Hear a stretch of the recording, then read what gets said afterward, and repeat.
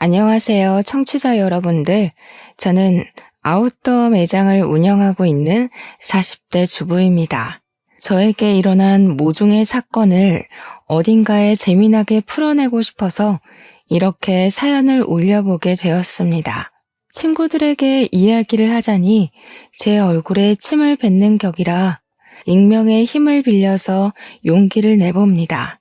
정말 남들이 들으면 콩가루 집안이라고 욕을 할 것 같은 그런 부끄러운 이야기지만 속 안에 감춰두고 있으니 속병이 날 것 같네요. 제가 이런 사연을 올려버리게 결심하게 만들어준 우리 원수 같은 시모. 앞으로 만수무강하길 기원하면서 사연을 시작해 보겠습니다.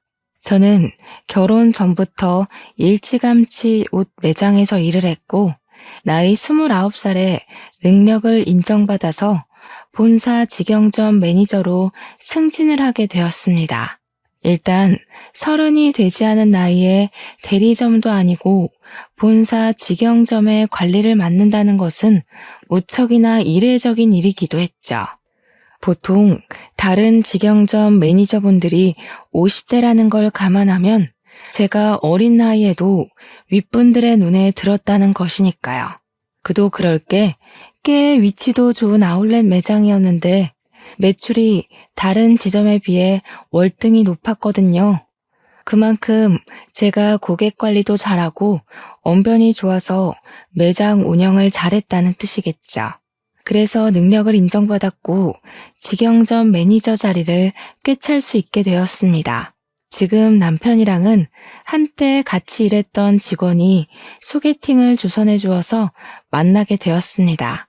소개팅이라는 매개체로 잘 될 확률이 무척이나 적다고 하던데 저희는 대화가 잘 통했고 서로의 외적인 부분이 마음에 들었고 그래서 잘 이어지게 되었습니다. 연애를 하는 동안에 싸우는 일도 거의 없었고요. 취미도 비슷하고 생활 습관마저 비슷해서 운명의 상대를 여기서 찾았구나 하면서 지냈습니다. 밖에 나가서 몸을 사용하며 노는 것을 싫어했고 집에 콕 들어박혀서 공포영화를 보는 걸 좋아했고요. 오이는 냄새만 맡아도 둘 다 기겁을 했고 강아지보단 고양이를 더 좋아하는 성격까지 무척이나 비슷했어요. 그렇게 남편과 저는 연애를 3년이나 했고 나이가 차고 혼기가 다가오자 결혼을 하기로 약속했습니다. 그때까지만 해도 우리의 미래에는 꽃길만 가득할 거라 믿어 의심치 않았습니다. 성품이 바르고 심성이 착한 남편에게 그런 시어머니가 존재할 거라는 생각을 전혀 하지 못했기 때문이죠. 제 인생의 변수 같은 예상치 못한 일이 벌어지기 시작한 건 결혼 허락을 받기 위해 처음으로 시댁에 인사를 드리러 간 날부터 시작이 되었습니다. 남편에게 살짝 언지를 듣긴 했지만 시모의 성격이 그렇게까지 소위 말하는 대박인 사람일 줄 몰랐거든요. 안녕하세요 하고 처음 인사를 드리고 시댁 현관에 발을 들이밀자마자 시모가 딱 그러더라고요. 너는 오늘 손님으로 온 자리니까 손 하나 까딱하지 말고 있어라 하고요. 그 말이 무슨 뜻이겠어요? 오늘은 손님이니까 가만히 있더라도 다음부터는 아니니까 분주하게 움직여라. 이 소리 아니겠나요? 더 대박인 건 남편보다 먼저 결혼한 남동생이 있었는데 그러니까 동서. 저한테는 동서되는 사람한테 이것저것 죄다 시키더라니까요. 네 형님 될 사람이 오니까 분주하게 일을 하라면서 동서한테 일일이 시키는데 시모는 손 하나 까딱 안 하고 옆에서 지시만 내리더라고요. 살얼음판 걷는 듯한 기분이 들고 속으로 와 이거 큰일 났다. 시집살이 대박으로 시키는 거 아닌가 하면서 눈치만 봤죠. 그런데 더 대박인 건 그런 시모에게 한마디도 지지 않는 동서였다는 거죠. 진짜 보통이 아닌 수준이다 하고 느꼈는데 이 기센 사람들 사이에서 나는 살아남을 수 있는 건가 싶었습니다. 시모가 동서한테 간이 싱겁다 하면 동서는 어머님 소금 주세요. 시모는 동서 째려보면서 거기 있다 하면 손이 안 닿아요. 고춧가루는요? 거기 있잖니. 계란도 좀 꺼내주시고요. 너는 손이 없어 발이 없어? 하면서 둘이 말싸움을 하더라고요. 시모가 이래라 저래라 하면 동서는 그거 주세요, 저거 주세요 하고 시모가 네가 직접 가져가라 하면 동서는 저 그거 어디 있는지 몰라요 하고 둘이 무슨 꽁트 찍는 것처럼 대화를 하는데 웃긴 건 동서는 정말 시모를 보조원처럼 부려먹으면서 집안일을 하더라고요. 그 정도면 누가 누구 수발을 들고 있는 건지 헷갈릴만 하더라고요. 저는 그 사이에서 약간 체하는 기분을 느끼며 이 난간을 어찌 헤쳐가야 할까 고민을 했죠. 다행스럽게도 동서가 아주 쿨한 성격을 가진 여자였다는 거죠. 밥 잘 먹고 이야기 잘 나누고 집에 간다고. 남편이랑 저랑 서방님네랑 다 같이 나왔는데 동서가 저를 슬며시 잡더라고요. 형님 되실 분이니까 터놓고 이야기할게요. 절대로 기죽으시면 안 되고요. 또박또박 싸워서 이기셔야 돼요. 우리 시모가 발 뻗을 곳 보고 뻗는 분이시거든요. 처음에 제가 비위 다 맞췄는데 그러다가 호구 잡혔어요. 한번 대판으로 싸운 다음에서야 저한테 뭐라고 안 하시거든요. 오늘은 형님 온다고 일부러 기세 보이고 싶다고 저러신 거고요. 평소에는 저한테 한마디도 못 하시거든요. 그니까 형님도 저처럼 드세게 나가셔야 돼요. 어려우면 연락 주시고요. 그렇게 자기 할 말 쏙 하고 가더라고요. 순간 제 머릿속에 시무를 들이받으라고? 이게 무슨 콩가루 같은 이야기지? 했어요.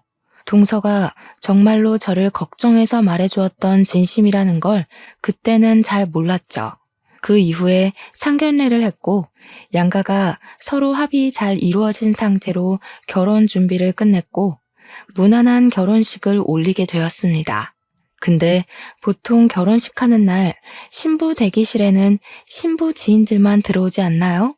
친구들이랑 이야기하고 사진 찍고 그러고 있는데 시모 지인들이 싹 들어와서는 저한테 돗대기 시장처럼 시끄럽게 말을 시키는 거예요. 며느리가 아웃도어 매장을 운영한다고? 하면서 자기네들이 시모의 산악 동호회 친구들이라고 하더라고요. 우리 시모 취미가 산을 타는 것이었는데 아웃도어 매장을 운영하는 며느리가 들어왔다고 싸게 살 수 있다고 자랑을 하셨나 보더라고요. 옷을 좀 할인해달라고 일부러 찾아와서 저한테 말을 건 것이었죠. 제가 운영하고 있는 매장이 직영점이라서 본사에서 내려온 할인율만큼만 할인을 해줄 수가 있었거든요. 기본적으로 아울렛 매장이라 깔리고 들어가는 할인율도 있었고요. 저는 뭐 땅 파서 장사하는 것도 아닌데 제가 맘대로 할인을 해줄 순 없죠. 굳이 신부 대기실까지 찾아와서 할인 이야기 꺼내고 가는 시모 지인들도 무척이나 별로였어요. 그거 하나 딱 찝찝한 거 남기고 결혼식 잘 하고 저희는 바로 신혼여행지로 떠났습니다. 남편과 저는 평소에 가볼 수 없는 곳으로 신혼여행을 가자고 약속을 했고 그 장소는 바로 약속의 땅 뉴질랜드였습니다.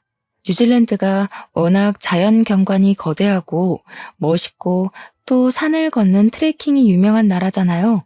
남편이랑 같이 트레킹 관광을 나섰는데 거기서 엄청 좋은 트레킹화를 팔고 있더라고요. 큰 마음 먹고 제 거랑 남편 거 사면서 시모가 산악 동호회를 한다고 했으니까 시부모님 드릴 신발도 한 켤레씩 샀습니다. 당연히 한국까지 전화를 해서 신발 사이즈 물어보고 샀죠. 귀국을 해서 시댁에 신발을 딱 가져가니까 시부가 너무 마음에 든다고 좋아하시더라고요. 근데 시모는 약간 마음에 안 든다는 식으로 삐죽거리면서 시부한테 그러더라고요. 당신은 산에 가자고 하는데도 안 가면서 이런 좋은 신발이 왜 필요하냐고요. 시부가 아니 뭐 산 탈 때만 신는 신발인가? 그냥 신고 다니면 되지 하니까 시모가 저를 보면서 색이 이거밖에 없었니? 이러는 겁니다. 아웃도어 매장 한다는 애가 신발색을 이런 갈색으로 골라오면 어떡하냐고 등산화 화려한 게 요즘 유행인 거 몰라서 그러냐고 하는 거예요. 몰랐으면 지금이라도 자기 말 듣고 화려한 운동화로 매장에 있는 거 다 바꾸라며. 핑크색, 노란색 이런 거 없었냐고 계속 갈색이 뭐야 갈색이 하시더라고요. 그래서 제가 뭐 대충 대꾸했죠. 갈색이어야 더러워져도 별로 티가 안 나죠 하면서요. 산 한 번 타면 신발이 얼마나 더러워지는데 노란색, 핑크색 타령을 하고 있나 싶었습니다. 그러더니 신발을 한번 신어보더니 너무 꽉 맞는 거 아니냐고 한 사이즈 더 큰 걸로 사오지 그랬냐고 타박을 하시대요. 사왔는데도 구시렁거릴 일인가 싶었습니다. 그것도 뉴질랜드에서 사온 거라 교환이나 환불이 될 리도 없는데 참. 근데 그 순간 갑자기 동서의 말이 생각나더라고요. 따박따박 말대꾸를 하라고 했던 거요. 그래서 시모한테 웃으면서 이야기를 건넸죠. 마음에 안 드시는 거냐고요. 그러니까 시모가 냉큼 좋기는 한데 너네 매장에도 좋은 거 있지 않니? 핑크색. 이러시대요. 느낌이 딱 오더라고요. 이 신발도 가지고 매장에 들어온 새 신발 하나 더 챙기려는 속셈이구나 싶었던 거죠.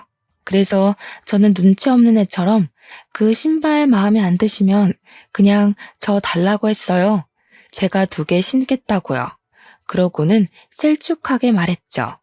선물을 해드려봤자 불평만 하시니까 다음부터는 챙기지 말아야겠다 하고요.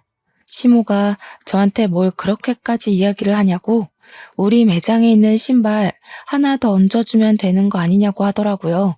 그래서 매장에 있는 신발 5% 할인해드리겠다고 하니까 가족끼리 신발 하나 못 주냐고 구시렁구시렁. 신발 이미 사드렸구만 뭘 그렇게 욕심을 내는지 참. 하루는 출근해서 매대 정리하면서 매출을 확인하고 있었습니다. 말일까지 제대로 정산해 놓지 않으면 꼭 중간에 구멍이 나는 일이 있더라고요. 이리저리 매출 전표 보면서 재고랑 같이 확인하고 있는데 시끌벅적한 소리가 입구에서부터 들리더라고요. 보니까 시모가 산악 동호회 친구들을 잔뜩 끌고 찾아온 것이었습니다. 낯이 익다 싶었는데 신부 대기실에 와서 할인 이야기를 하고 갔던 그 친구들 얼굴이 딱 떠오른 거였죠. 저한테 매장 구경 좀 하러 왔어 하더니 바람막이 입어보고 획 던지고 모자 써보고 뒤집어서 놓고 신발까지 신어보고 난리를 치더라고요. 우리 직원의 눈빛이 와 저거 언제 치우지? 하는 눈빛이던데 제가 다 민망하더라고요. 그러더니 다들 양말 한 켤레씩 들고 와서는 등산 양말 사러 온 거라고 할인을 팍팍 넣어달래요. 고작 5,000원짜리 양말 사면서 할인은 무슨 할인인가요? 시모가 저를 쓱 보더니 원래 양말 같은 건 사은품으로 나가는 거 있지 않냐고 그거나 좀 달래요.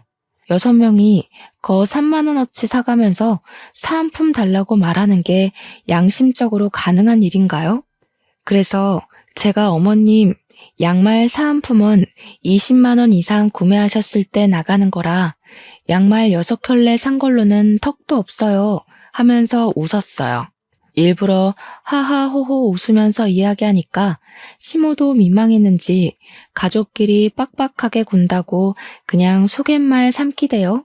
저도 땅 파서 장사하는 거 아니잖아요 하면서 시모 친구들 보면서 이해하시죠? 가격이 맞아야. 이러니까 시모 친구들도 민망했나 봐요.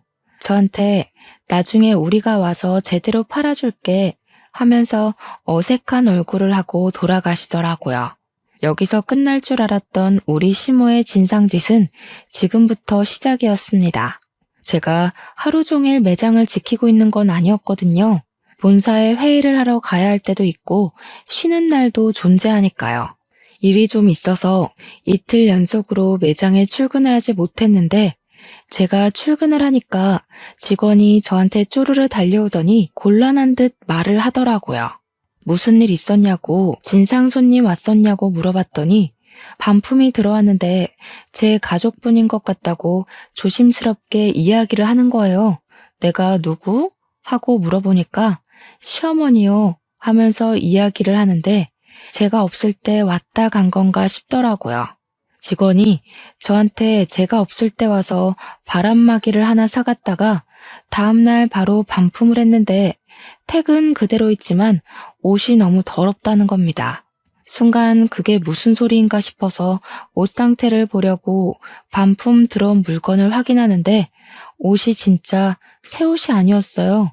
옷을 사가서 바로 입고 등산을 갔다가 그대로 환불이라도 한 건지 옷에서 땀 냄새가 나는 거예요.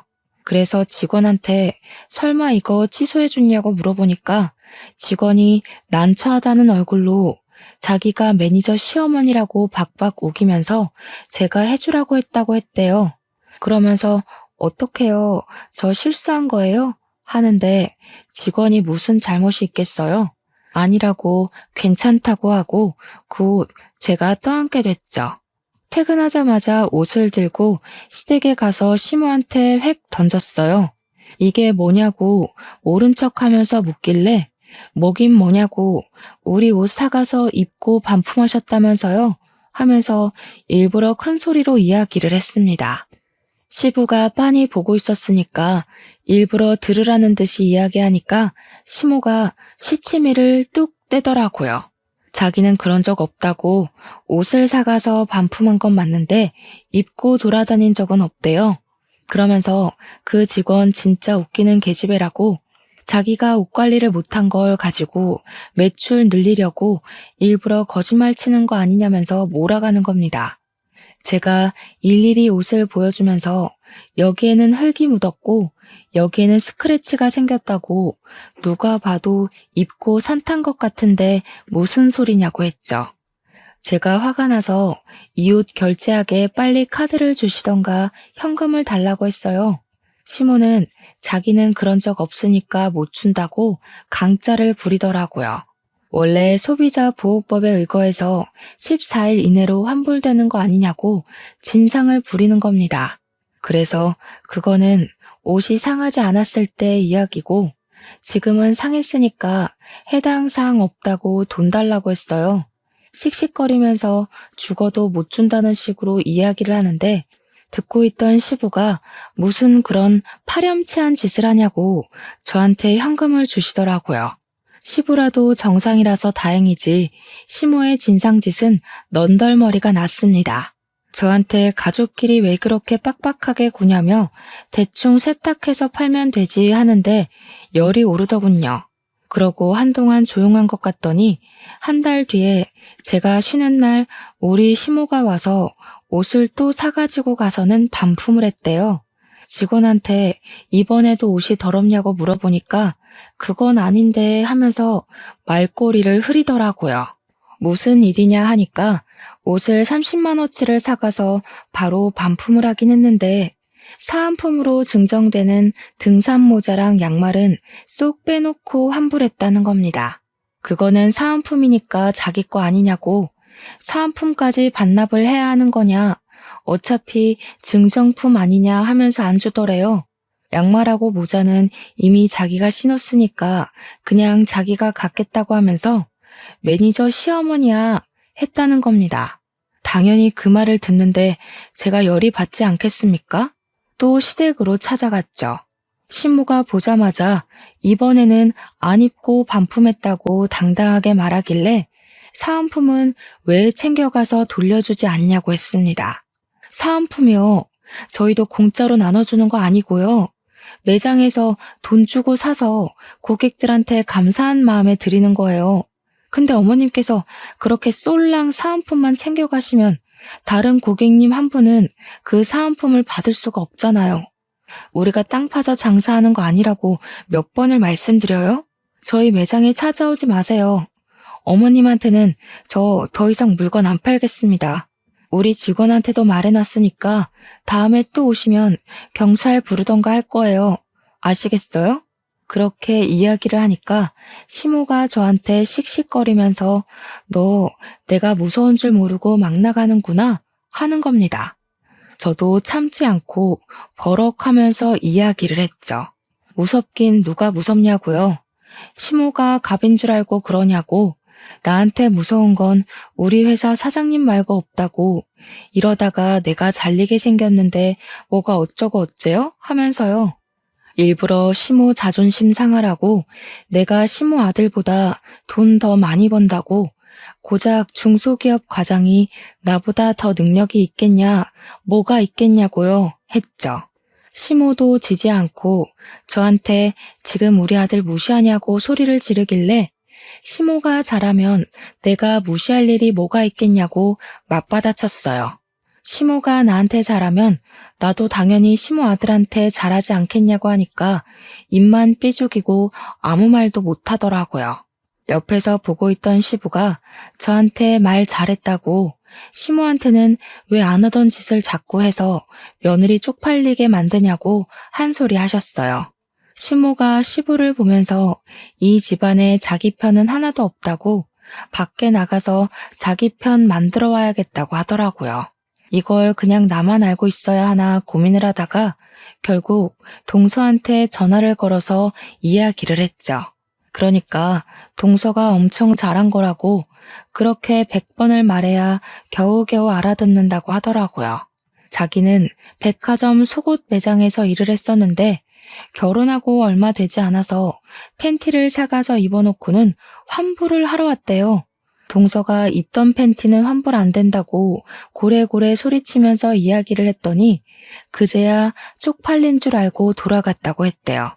백화점 매장에 블랙 컨슈머로 등록까지 시키고 백화점에서 따로 관리 대상으로 분류하게 했더니 그제야 찾아오지 않더라며. 와, 너무 충격적이지 않나요? 입던 팬티를 환불하러 오는 게 말인지 방귀인지 상상 초월이었습니다. 그렇게 제 말을 잘 알아들은 줄 알았던 시모는 제가 쉬는 날 골라서 또 매장에 찾아왔더라고요. 도대체 어디에 신복을 숨겨놓은 건지 제가 쉬는 날은 기가 막히게 알고 찾아오더라고요. 이번에는 남성용 등산화랑 남성용 등산용품을 몇 개 사가길래 직원이 주시하고 있었다고 하더라고요. 근데 의외로 환불이 들어오지 않았고 가격도 후려치지 않고 제값 주고 사갔다고 이야기를 하더라고요.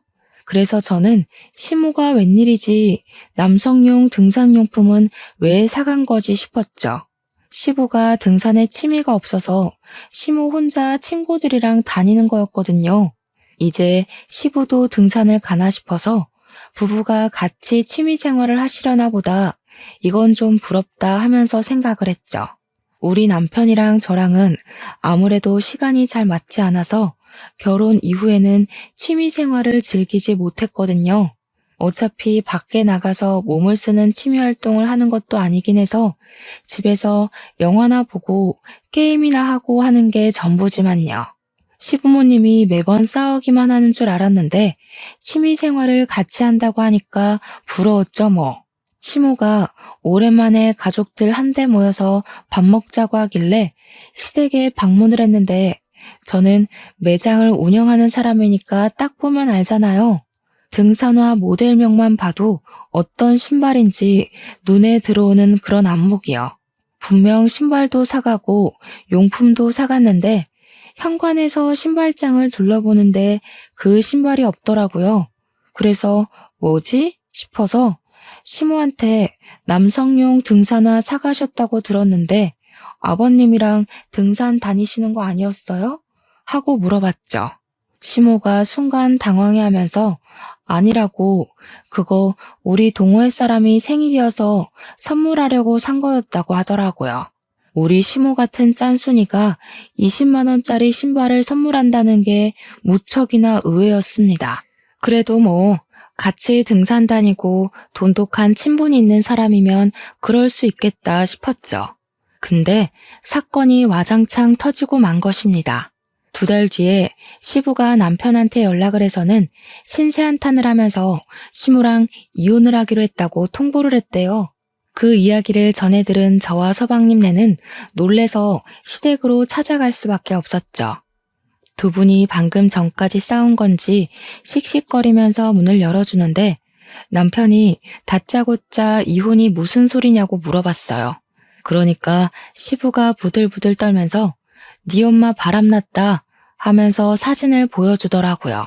시모가 웬 남자랑 같이 팔짱을 끼고 등산을 하고 같이 차를 타고 저수지에서 낚시도 하고 커플룩으로 차려입고 데이트를 하는 사진들이었습니다.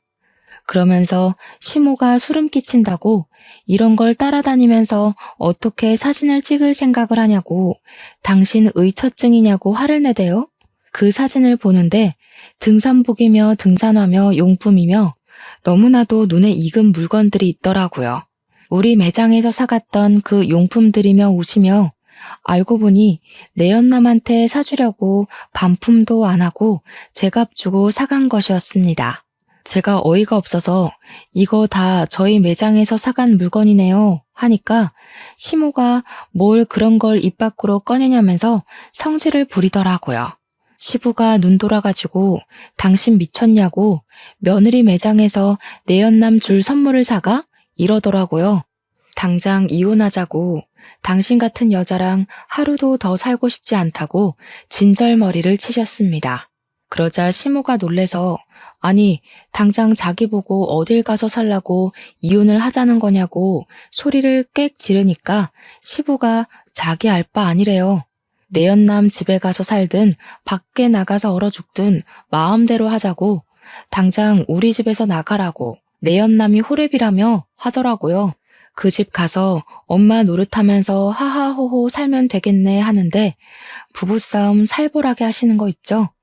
시모가 자기가 못할 것 같냐면서 자식들이 말리기도 전에 짐을 싸서 획 나가버렸어요. 물론 아무도 말릴 생각이 없긴 했지만요. 남편이고 도련님이고 시모의 바람이 무척이나 충격이었나 보더라고요. 결국 두 분 나이 67세에 협의 이혼을 했고요. 위자료랑 재산 분할은 그냥 없는 셈 치고 이혼만 하기로 했다고 하셨습니다. 그리고 정말 충격적이게도 시모는 진짜 내연남의 집에 들어가서 살림을 차렸다는 겁니다. 우리 남편이 전화해서 어디서 뭐 하면서 살고 있냐고 아빠한테 지금이라도 싹싹 빌고 집에 들어가라고 연락을 했더니 시모가 웃더래요. 자기가 왜 그래야 하냐며 너무너무 행복해서 미칠 것 같다고. 더 충격적인 건 내연남의 딸을 우리 딸 하면서 부른다는 겁니다. 우리 딸이랑 데이트도 하고 딸 키우는 재미가 있다면서 너도 새아빠 한번 만나볼래? 하면서 남편한테 이야기를 했대요. 남편이 식겁을 해가지고 누가 새아빠냐고 화를 내니까 자기랑 내연남이 결혼하면 너한테 새아빠 되는 거지 했대요. 남편은 우리 엄마가 그런 사람인지 몰랐다면서 충격에 부들부들 떨었죠. 그런데 더 충격적인 건 아직 남아 있습니다. 시모가 어느 날 우리 부부하고 서방님네 부부를 불러서 같이 밥 먹자고 식당에 데려가셨어요. 좀 고급진 그런 식당 있잖아요. 룸으로 딱딱 막혀있는. 불러서 나갔더니 거기에 시모만 있는 게 아니라 웬 여자랑 시모 내연남이 떡하니 자리 잡고 있더라고요. 시모가 그 여자애한테 인사하라고 너네 오빠랑 올케 언니들이야 하면서 우리 보고는 얘가 신우되는 아이니까 친하게 지내라고 하는 겁니다. 우리 넷은 자리에 앉지도 못하고 어이가 없어서 숨만 쉬고 있었는데 시모가 그러더라고요. 오늘 너네 새아버지 생신이시거든. 자식들하고 며느리하고 자랑도 좀 할 겸 친해지라고 불렀어. 아이고, 든든한 아들이 둘이나 생겨서 노후 걱정 없이 편안하겠어. 둘이 북치고 장구치고 다 하는데 정신 나간 거 아닙니까? 우리 남편이 열이 받아서 눈에 핏발을 세운 채로 이야기를 했죠. 누가 누구 노후를 책임진다고 이런 개소리를 정성스럽게 하십니까? 어머, 얘. 못 배워먹은 사람처럼 새아버지한테 그게 무슨 말버릇이니? 당장 사과드려. 남편이랑 서방님은 사과는 무슨 얼어 죽을 사과냐고 이런 자리인지 모르고 나온 거니까 두 번 다신 이런 자리 만들지 말라고 엄포를 놓았습니다. 한 번만 더 이런 경우 없는 짓 하면 신모고 나발이고 인연 끊겠다고 선언을 했죠. 뒤돌아서 나오는데 시모가 막 뛰어나오더라고요. 제일 뒤에 걷고 있던 제가 만만한지 저를 딱 붙잡고는 사정을 하더라고요. 예, 돈 좀 주고 가라. 우리 아들들이 낼 거라고 내가 설레발 다 쳐놨는데 일부러 비싼 집으로 골라왔는데 내 체면은 살려줘야 하지 않겠니? 저 지갑 안 들고 왔는데요. 어머님이 불러내신 거라 당연히 어머님이 사주시는 건 줄 알고 지갑 안 들고 왔죠. 야, 너네 버르장머리 없이 뭐 하는 거야? 당연히 자식들이 사야지 내가 돈이 어딨어. 아까 방에 있던 어머님이 좋아 죽겠다고 했던 내연남 딸한테 내라고 하세요. 뭐? 내연남 딸? 너한테는 시누이야. 어머, 저한테 왜 시누이예요? 우리 남편이랑 저 여자랑은 가족이 아닌데요. 그러고는 재빨리 식당을 빠져나왔습니다.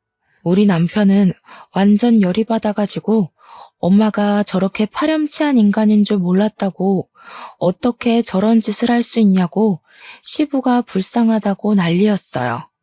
그런데 여기서 일이 끝났으면 제가 사연을 쓰지도 않았겠죠. 더 파렴치한 일은 그 뒤에 벌어지게 되었습니다. 제가 글쎄 생각지도 못했던 갑상선암에 걸리게 된 것입니다. 임신을 준비하던 도중 수치가 이상하다는 종합검진 결과에 놀라서 큰 병원을 찾아가니 갑상선암이라고 하더라고요. 물론 완치율도 높고 다른 사람들보다 훨씬 더 빠르게 발견을 하게 되어서 수술만 하면 괜찮을 거라고 하더라고요. 평생 약을 달고 살아야 해서 한동안 임신 계획은 가지면 안 된다고 했지만 그 이외에는 아무 문제도 없을 거라고 저를 안심시켜 주었습니다. 의사의 조언에 따라서 수술 날짜까지 빠르게 잡고 났는데 그래도 제가 암이라는 사실은 변하지가 않잖아요. 남편과 저는 한동안 마음을 추스르느라 바빴습니다. 치료와 수술을 해야 하는 바람에 어쩔 수 없이 한동안 일을 쉬어야 하는 처지에 달했고 매장 관리는 결국 다른 사람에게 넘기게 되었습니다. 본사에서는 수술 이후 경과가 좋아지면 다른 매장을 주겠다고 했지만 제 첫 매장이다 보니 애착이 가는 건 어쩔 수 없었어요. 그래도 피곤하면 안 되고 컨디션 조절을 잘 해야 한다고 해서 일을 할 수 없게 되었죠. 인수인계까지 마치고 본격적으로 치료가 시작되는 주까지 일을 도와주기로 했습니다. 본사에서는 일단 퇴직을 하게 되는 것이라 퇴직금까지 받아갈 수 있었습니다. 집에서 쉬려고 하니까 영 좀이 쑤시더라고요. 그런 와중에 무슨 일 때문에 매장을 방문했는지 모르겠지만 시모가 또 그 매장에 방문을 했나 보더라고요. 직원에게 연락이 왔는데 당당하게 들어가서 내가 여기 매니저 시어머니인데 했다는 겁니다. 그런데 매니저가 변경이 되었잖아요. 새로 들어온 매니저가 저는 시어머니가 없는데요? 한 거죠. 시모가 놀래서 우리 며느리 어디 갔냐고 하니 직원이 모르셨냐고 몸이 안 좋아서 퇴직을 하셨다고 이야기를 한 겁니다. 저한테 혹시 실수한 거 아니냐고 연락이 온 건데 그냥 잘했다고 했어요. 시모는 머리를 그때부터 굴리기 시작했나 봐요. 쉬는 것도 아니고 퇴직이라고 하니까 어디 아파도 단단히 아프구나, 죽을 병이라도 걸렸나 싶었던 거죠. 우리 남편한테 전화해서는 걱정스러운 말투로 우리 며느리 어디가 아픈 거냐고, 큰 병이냐고 꼬치꼬치 캐묻고 난리를 쳤대요.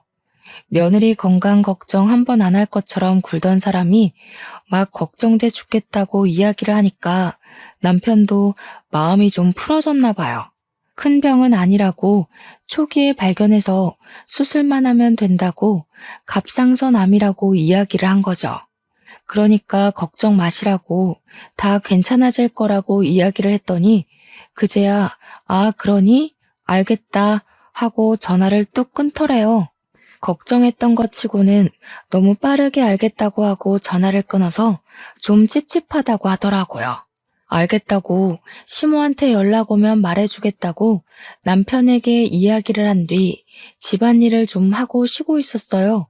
그런데 딱 타이밍 좋게 시모한테서 연락이 온 거죠. 아무렇지 않게 여보세요 하고 전화를 받으니까 시모 목소리가 들떠서 전화를 했더라고요. 예, 우리 아들이 그러는데 너 갑상선암이라며? 내가 좀 알아보니까 그거 수술비도 별로 안 비싸고 예후들도 다 좋다고 하더라. 거기다가 너 퇴직금까지 빵빵하게 받고서는 일 그만뒀다고 하더라. 어디 아픈 데는 없냐, 몸은 좀 괜찮냐 물어볼 줄 알았는데 영 딴소리만 나오길래 그래서요? 하고 대꾸를 했죠.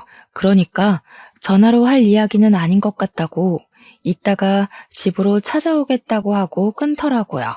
영 기분이 쎄해서 남편한테도 이야기를 하니까 퇴근하자마자 집으로 가겠다고 하더니 정말 날아왔는지 평소보다 일찍 왔더라고요. 남편이랑 집에서 저녁 먹고 쉬고 있는데 시모가 대뜸 집으로 찾아온 겁니다. 너 보험금 얼마나 왔어? 보험은 좀 들어놨지? 퇴직금은 얼마 받았니? 아픈 사람 붙잡고 웬 돈 이야기야? 아니, 어쩜 이렇게 타이밍이 좋니? 너네 새아버지가 사업을 하는데 자금이 콱 틀어막혀서 지금 위험하거든. 일단 그거 먼저 풀어야 해서 대충 1억 정도가 필요한데 우리 며느리가 근속기간도 길고 보험금도 받았을 거 아니니. 10년 넘게 일도 했으니까 퇴직금도 꽤 되고 보험 진단금 받은 거 합치면 1억은 될 것 같더라고. 그 돈 나 좀 빌려줘라. 내가 나중에 갚을 테니까. 아니, 제가 아파서 퇴직을 한 거고 암 때문에 받은 보험금을 지금 내연남한테 빌려주라고 하는 게 맞는 건가요? 이게 바로 정신 나간 소리 중에 제대로 정신 나간 소리 아니겠습니까? 저는 어이가 없어서 바로 시모한테 세게 들이박았습니다. 어머님, 혹시 머리에 소주 꽂으셨어요? 그랬더니 시모가 뭐가 어쩌고 어째? 하면서 저한테 큰 소리를 치시는 거예요. 지금 화를 낼 사람이 누군데 누가 누구한테 큰 소리를 냅니까? 머리에 소주 꽂은 것도 아닌데 어떻게 이런 생각을 하세요? 다른 것도 아니고 제가 암에 걸려서 투병을 시작했는데 보험금을 달라고요? 그것도 저한테는 생판남이나 다름없는 어머님 내연남 사업 자금을 위해서요? 예, 생판남은 무슨 남이니? 이 일만 해결하면 우리 결혼할 거야. 그럼 너한테도 새 시아버지가 되는 거 아니겠니? 어떻게 내연남이라고 할 수 있어? 어머님이 바람 피우신 건 맞잖아요. 지금도 어쨌든 호적 정리도 안 돼서 그냥 단순 동거남인 거고요. 그 나이 먹고 아픈 며느리한테 이런 말 하는 거 부끄럽지도 않으세요? 저 같으면 쪽팔려서라도 이런 부탁 못할 것 같아요.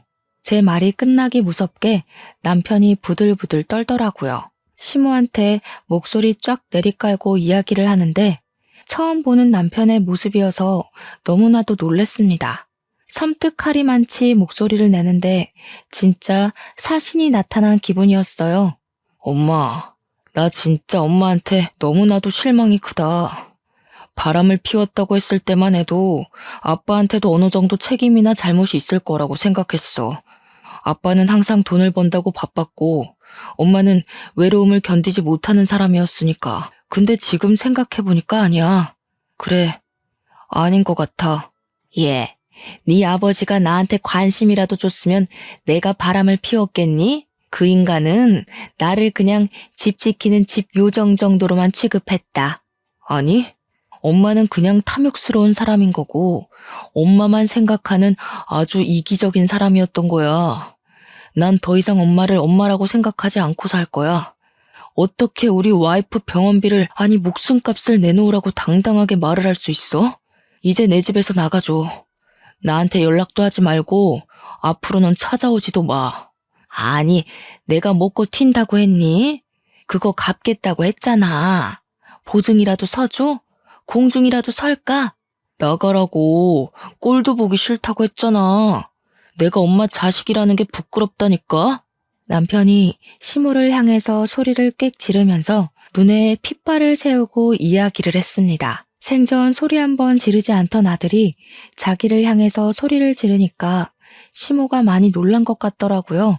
아니, 왜 소리를 지르고 그러냐면서 자기도 이제 너를 자식으로 생각 안 하고 살 거라고 괜히 자존심을 부렸어요. 더럽고 치사하다고 끝까지 구시렁거리면서 집 밖으로 나가더라고요.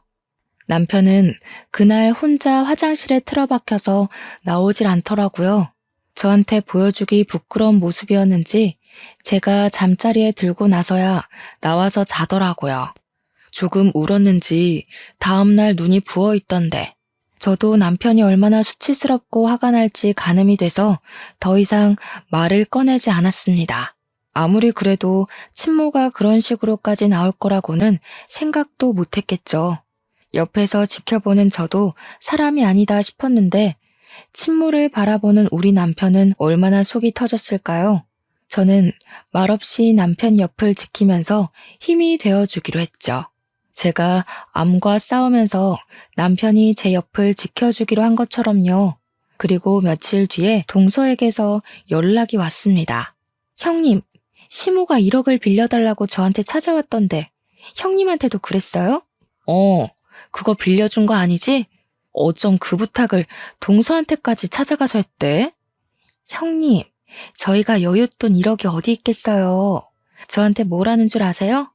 형님 암보험금이랑 퇴직금 달라고 했더니 인연을 끊자고 했다면서 형님이랑 아주버님이랑 아주 쌍으로 못된 것들이라고 당당하게 이야기를 하시더라고요. 남편이랑 저랑 그 소리 듣고 정신 나간 거 아니냐고, 남편이 노망났냐고 썩 꺼지라고 했지 뭐예요?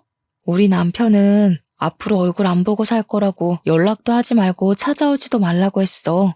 동선에는 우리도 똑같아요.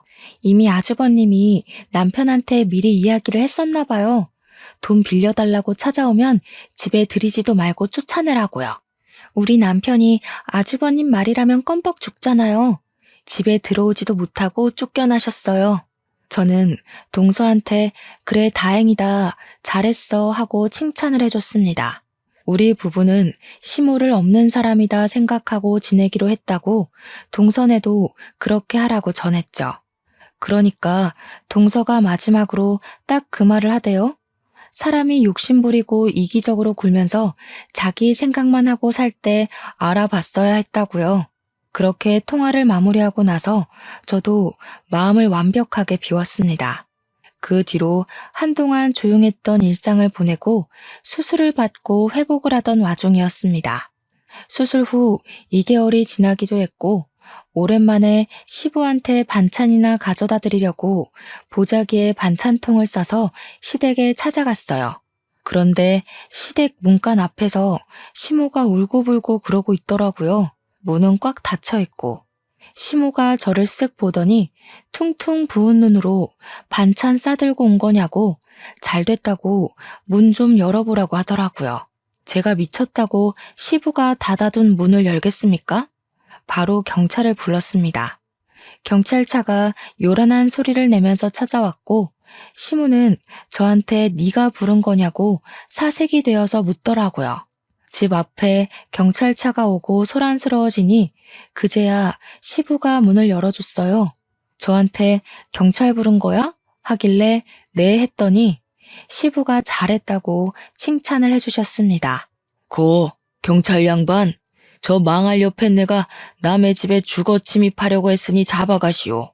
아니 여보, 남의 집이라니 어떻게 이 집이 남의 집이야? 우리 집이지. 오호, 이혼을 했으면 남이지. 그 동거남은 어쩌고 여기 와서 같이 살자고 한 번만 봐달라며 울고불고 빌어?